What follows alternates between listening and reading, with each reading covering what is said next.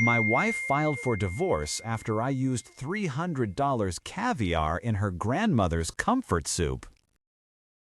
My wife, Sarah, was having the worst week of her life. She was emotionally exhausted and asked me to make her grandmother's famous depression soup. It's a sacred family recipe. Super cheap, mostly broth, Spam, and potatoes. Honestly, it's bland, but it's her comfort food, so I agreed. Here's where I messed up. I'm a culinary enthusiast, and I couldn't stand the thought of feeding her cheap diced Spam. I decided to elevate the dish. I secretly substituted the Spam with a small jar of ethically sourced beluga caviar, a ridiculous impulse purchase I'd been saving.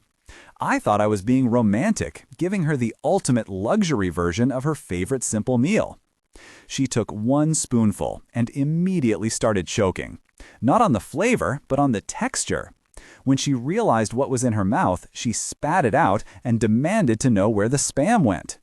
I sheepishly pointed to the empty jar in the trash, which still had the $300 price sticker visible.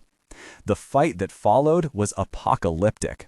She wasn't just mad about the money. She accused me of fundamentally misunderstanding her family's history, saying the soup represented humility and struggle, which my extravagance had ruined. She stormed out, threatening divorce. 2 days later, her lawyer called. He wasn't focused on the divorce papers yet, but on the soup.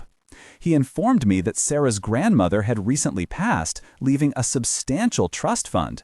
The specific, low-grade ingredients of the original depression soup, down to the exact brand of Spam, were part of a coded sequence required to access the safety deposit box containing the key to her inheritance.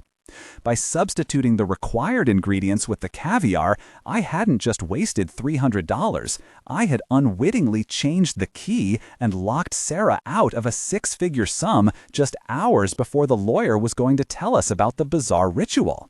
She wasn't divorcing me over the caviar. She was divorcing the idiot who almost cost her a fortune.